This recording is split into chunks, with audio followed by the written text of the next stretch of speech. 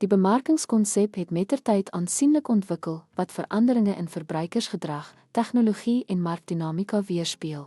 Hierdie evolusie beklemtoon die verskuiwing van produksie-gesentreerde benaderings na kliëntgefokuste strategieë wat daarop gemik is om waarde te skep en langtermynverhoudings te bou.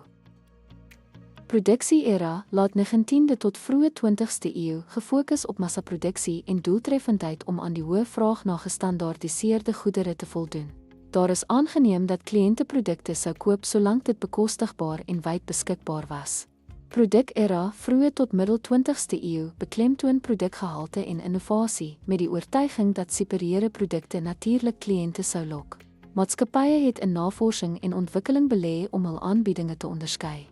Verkoopsera 1930s tot 1950s gekenmerk deur aggressiewe verkoopstegnieke om mededinging te oorkom en kliënte te ooreed om te koop. Gefokus op korttermynverkope eerder as langtermyn kliënteverhoudings, dikwels met behulp van promosies en afslag. Bemarkingsera 1950s tot 1990s, die fokus is verskuif na die begrip van kliëntebehoeftes en voorkeure om waarde te skep.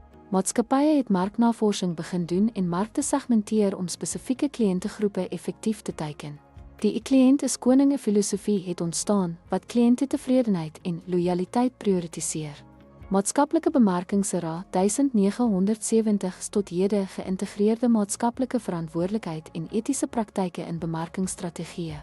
Maatskappye het begin om maatskaplike en omgewingskwessies aan te spreek, tesame met winsgewendheid en volhoubaarheid en etiese verbruikerswese te bevorder.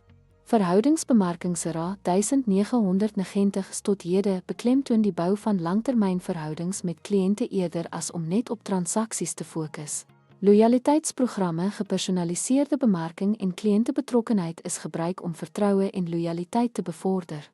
Digitale en sosiale media bemarkingsera 2000s tot hede gedrewe deur vooruitgang in tegnologie en die opkoms van die internet en sosiale media.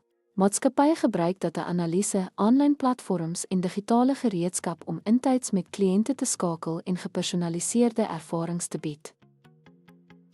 Die bemarkingskonsep het ontwikkel van produksie-gesentreerde strategieë na kliëntgefokuste en sosiaal verantwoordelike benaderings, gedryf deur veranderende markdinamika en verbruikersverwagtinge. Hierdie evolusie beklemtoon die belangrikheid van aanpasbaarheid en innovasie om aan kliëntebehoeftes te voldoen en blywende verhoudings te bou.